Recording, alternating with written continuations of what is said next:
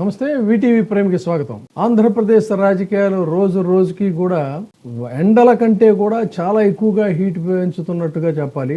జగన్మోహన్ రెడ్డి తాడేపల్లి కార్యాలయంలో తాడేపల్లిగూడానికి సంబంధించినటువంటి నియోజకవర్గ కార్యకర్తలతో నాయకులతో ఏర్పాటు చేసినటువంటి మీటింగ్ లో మళ్ళీ ఎప్పట్లాగా తనదైనటువంటి శైలిలో చెణుకులు విసురులతో తన ప్రసంగం సాగింది. ప్రత్యేకంగా గ్రామీణ వ్యవస్థ పూర్తిగా చిన్నాభిన్నం అయిపోయిందని, ఆ రోజున తను ప్రవేశపెట్టినటువంటి పథకాలన్నీ కూడా పూర్తిగా అటకెక్కిపోయాయని, తను ఇచ్చేటువంటి వాటికంటే కూడా ఇంకా ఎక్కువ ఇస్తానని చెప్పని చంద్రబాబు నాయుడు గారు చెప్పి, ఆ తర్వాత మీకు బిర్యానీ కాదు పలావ్ పెడతానని చెప్పి అన్నాడు. ఇప్పుడు బిర్యానీ లేదు, పలావ్ పోయిందని చెప్పని తనదైన శైలిలో ఎప్పట్లాగే ఒక సెటైర్స్ వేయటం అనేది జరిగింది. తర్వాత తను చేసినటువంటి అప్పులు ఆ అమౌంట్ పక్కాగా ట్రాన్స్పరెంట్ గా ప్రతి పైసా కూడా పేదలకి సంక్షేమ పథకాలకు అందేటువంటి విధంగా తను చేశానని చెప్పని, తను చేసినటువంటి ఖర్చులో పారదర్శకత ఉందని చెప్పని, కానీ కేవలం 23 నెలల్లో అప్పు 3,52,000 కోట్ల రూపాయల మొత్తం. ఇది ఏం చేశారో, ఎలా దేనికి ఖర్చు పెట్టారో కూడా తెలియనటువంటి రీతిలో రాష్ట్రాన్ని పూర్తిగా అప్పుల కుప్పలోకి నెట్టివేస్తున్నారు అంటూనే అసలు మొత్తం జరుగుతున్నటువంటి అక్రమాలని అన్యాయాలని వీటన్నిటిని కూడా ఆయన ఏకరువు పెడుతూ వచ్చారు. అయితే ఇక్కడ గమనించాల్సింది ఏంటంటే, మొత్తం అసలు ఈ ఆంధ్రప్రదేశ్ లో జరుగుతున్నటువంటి ఈ వ్యవహారాలు, ఈ బాధ ఇదంతా కూడా కేవలం జగన్మోహన్ రెడ్డికి ఒక్కడికే పట్టినట్టుగా ఉంది తప్ప మిగతా పార్టీలు, అటు కమ్యూనిస్టులు కానీ, సరే నేమ్ సేకున్న కాంగ్రెస్ కానీ, మిగతా వాళ్ళు కానీ ఎవరూ మాట్లాడకపోవటం అనేటువంటి విశేషం. అయితే ఈ నేపథ్యంలో ఒకవైపు ఏమో దాడులు, ప్రతిదాడులు, తర్వాత కువిమర్శలు, జుగుప్సాకరమైనటువంటి వ్యాఖ్యలు, వ్యాఖ్యానాలు, ఇవన్నీ ఒకవైపు హీట్ జనరేట్ చేస్తా ఉంటే, తను పాదయాత్ర చేస్తానని చెప్పినటువంటి ప్రకటన గతంలోనే ప్రకటించినప్పటికీ కూడా ఇప్పుడు విస్పష్టమైనటువంటి డేట్ చెప్పకపోయినా సంవత్సరాన్ని ప్రకటించడం, వచ్చే ఏడాది నుంచి పాదయాత్ర చేస్తానని చెప్పినటువంటి పరిస్థితి. అయితే జగన్మోహన్ రెడ్డి పాదయాత్ర మరి సజావుగా సాగుతుందా? ఈ పాదయాత్రకి కౌంటర్ గా వ్యూహాన్ని రెడీ చేసి పెట్టుకుందా కూటమి ప్రభుత్వం బ్రేకులు వేయడానికి? అదే కనుక జరిగితే దానికి కౌంటర్ ప్లాన్ జగన్మోహన్ రెడ్డి దగ్గర కూడా సిద్ధంగా ఉందని తెలుస్తా ఉంది. సో ఇవన్నీ కూడా సస్పెన్స్ అంశాలు, ఆ పరిస్థితులను బట్టి పరిణామాలను బట్టి చూసేవాళ్ళు. కానీ జగన్మోహన్ రెడ్డి అయితే కొంత హీట్ పెంచాడు అనేటువంటిదే చెప్పాలి. గతంలో దాడులు జరుగుతూ ఉంటే దాని ఒక డిఫెన్సివ్ మెకానిజంలో కోర్టులకు వెళ్ళడం, లాయర్లను పెట్టుకోవడం, బెయిల్ పెట్టుకోవడం రావడం జరిగింది. కానీ అక్కడి నుంచి ఒక అడుగు ముందుకేసి ప్రతిఘటన అంటే జరుగుతున్నటువంటి వాటిని ఎదుర్కొనేటువంటి స్థితిలో కేడర్ని తీసుకెళ్లిన పరిస్థితి. అంతేకాకుండా ఇప్పుడు చెప్పాలన్నట్టయితే ఆయా నియోజకవర్గాల్లో ప్రతిఘటించడంతో ప్రారంభమైనటువంటి వైసీపీ కేడరు ఇప్పుడు ఏకంగా రాష్ట్రాన్ని దాటి వేరే పొరుగు పక్కన ఉన్నటువంటి తెలంగాణకి కూడా వెళ్ళి అక్కడ తొడగొట్టి వచ్చేటువంటి పరిస్థితి చూసామంటే వాళ్ళల్లో ఒక రకమైనటువంటి ఆత్మస్థైర్యం, ఆత్మవిశ్వాసం పెరిగిందనే చెప్పాలి. సాక్షాత్తు ఏబిఎన్ ఆంధ్రజ్యోతి మీద తెలంగాణకి వెళ్ళి అక్కడికి వెళ్ళి వీళ్ళు ఒక ప్రొటెస్ట్ చేయటం అని అంటే దానికి మరి చాలా ఇది ఉండాలి.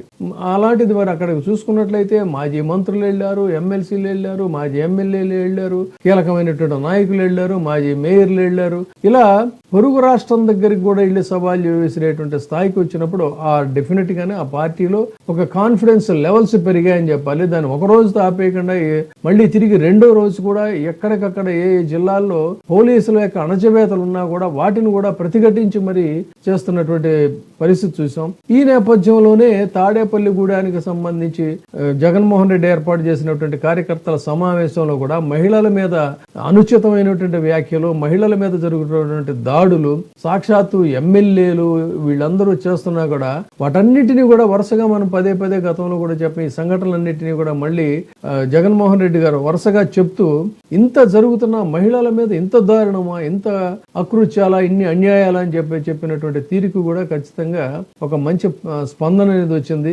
అయితే వీటన్నిటినీ కూడా ఈరోజు చూసుకున్నట్లయితే ఖచ్చితంగా రాబోయే కాలంలో మహిళలందరూ కూడా మొన్న చేసినటువంటి వ్యాఖ్యానాలు జుగుప్సాకరమైనటువంటి వాటికి తీవ్రమైనటువంటి మనస్తాపానికి చెందినటువంటి ఇదైతే స్పష్టంగా ఉంది. ఎంత బుకాయించినా ఎంత చేసినా కూడా దీని మీద అయితే ఈ ఇష్యూ కొంతకాలం సాగుతుంది అని చెప్పని అనుకోవచ్చు. సో ఇక్కడ నుంచి మరింత హీట్ జనరేట్ చేస్తున్నటువంటి జగన్మోహన్ రెడ్డి వ్యాఖ్యలకు ఆబ్వియస్లీ మళ్ళీ వెంటనే మనం ఈ వీడియో మాట్లాడేటువంటి సమయానికి జగన్మోహన్ రెడ్డి గారి ప్రసంగం పూర్తయింది. ఆ సాయంత్రానికే మళ్ళీ టీడీపీ నుంచి కూడా కౌంటర్ అటాక్స్ అనేవి కూడా మొదలవుతాయి. కానీ డెఫినెట్ గా ఒక ఉద్యమ స్పృహతో అయితే వైసీపీ ముందుకెళ్తుందని చూద్దాం. ఇంకా మరిన్ని అటాక్స్, కౌంటర్ అటాక్స్, ప్లాన్స్, దానికి కౌంటర్ ప్లాన్స్ ఎలా సాగుతాయి అనేది వేచి చూద్దాం. Thank you. తాడేపల్లిగూడెం నుంచి ఇవాళ ఈ సమావేశానికి వచ్చిన ముఖ్యమైన పార్టీ కార్యకర్తలకు, నాయకులకు, ప్రజాప్రతినిధులకు అందరికీ కూడా హృదయపూర్వకంగా వెల్కమ్. రఘుని మీ అందరినీ కూడా పరిచయం చేస్తూ ఈ నియోజకవర్గ ఇన్ఛార్జ్ బాధ్యతలు అప్పచెప్పడం జరిగింది. ఇక రాష్ట్రంలో పరిస్థితుల గురించి నేను చెప్పాల్సిన అవసరం లేదు. బహుశా ఈ రోజు రాష్ట్రంలో పరిస్థితి ఏమిటి, చంద్రబాబు నాయుడు గారి పరిపాలన ఎలా ఉంది అన్నది నాకన్నా కూడా, మీలో ఎవరికి మైక్సినా కూడా నాకన్నా చక్కగా చెప్తారు. చంద్రబాబు నాయుడు గారు ఎన్నికలప్పుడు తాను ఏం చెప్పాడు, ఎన్నికలు అయిపోయి ఇవాళ 2 సంవత్సరాలు అయిపోయింది. 3వ సంవత్సరానికి సంబంధించిన బడ్జెట్ కూడా ప్రవేశపెట్టాడు. మామూలుగా ప్రతి ప్రభుత్వము కూడా 5 బడ్జెట్లు ప్రవేశపెట్టే అవకాశం ప్రజలు ఇస్తారు. అలాంటిది చంద్రబాబు నాయుడు గారికి 3 బడ్జెట్లు ఇప్పటికే ప్రవేశపెట్టాడు. అంటే ఇక మిగిలి ఉన్నది కేవలం 2 బడ్జెట్లు. ఈ 3 బడ్జెట్లు తాను ప్రవేశపెట్టిన పరిస్థితుల మధ్య చంద్రబాబు నాయుడు గారి ఈ 2 సంవత్సరాల పరిపాలన కూడా ఒకసారి పూర్తి చేసిన పరిస్థితుల మధ్య, 3వ బడ్జెట్ లో కూడా అదే రకమైన మోసాలు చేస్తా ఉన్న పరిస్థితుల మధ్య ఒక్కసారి రాష్ట్రాన్ని గమనిస్తే, చంద్రబాబు నాయుడు గారి పరిపాలన గమనిస్తే ఈరోజు మనం కనిపించేటివి ఏమిటి అని అంటే, సూపర్ 6లు అన్నాడు, సూపర్ 7లు అన్నాడు ఎన్నికలకు ముందు.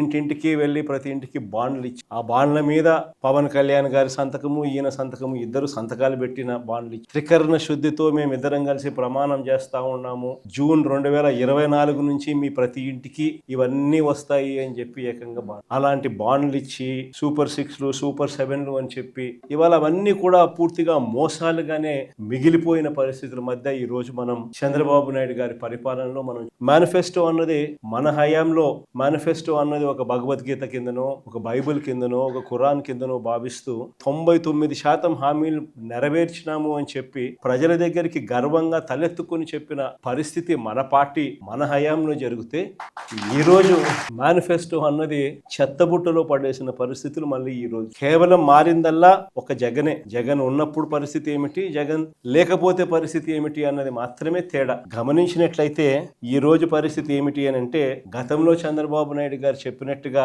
జగన్ ఇచ్చేటివన్నింటినీ ఇస్తాను, జగన్ ఇచ్చేటివే కాకుండా అంతకు మించి సూపర్ 6లు, సూపర్ 7లు ఇస్తానని చెప్పిన పెద్ద మనిషి ఈ రోజు పరిస్థితి ఏమిటి అని అంటే, బిర్యానీ పెట్టలేదు ఎలాగూ, ఉన్న పలావ్ కూడా పోయింది అని చెప్పి ఈరోజు ప్రతి ఇంట్లో కూడా చర్చ ఇదే మాదిరిగానే జరుగుతూ ఉంది. ఒకవైపునేమో సూపర్ 6లు, సూపర్ 7లు మోసాలుగానే మిగిలిపోయిన పరిస్థితులు, మరోవైపున మన పథకాలన్నీ కూడా రద్దయిపోయి ఈ రోజు పూర్తిగా చిన్నాభిన్నమైపోయిన పరిస్థితుల మధ్య గ్రామీణ ఆర్థిక వ్యవస్థ ఈ రోజు విద్య, వైద్యం, వ్యవసాయం, సుపరిపాలన, లా అండ్ ఆర్డర్, సంక్షేమం, అభివృద్ధి ఇవన్నీ కూడా ఈ రోజు తిరోగమనంలోనే కానీ ఎక్కడా కూడా ఫలాని మంచి చేశాము అని చెప్పే పరిస్థితి పోయి ఈరోజు ఎక్కడ చూసినా కూడా తిరోగమనమే కానీ. ఇంకో ఆశ్చర్యకరమైన విషయం ఏమిటో తెలుసా, మన 5 సంవత్సరాల కాలంలో మనం 3,31,000 కోట్లు మనం అప్పులు మనం చేస్తే, ఆ 3,31,000 కోట్లలో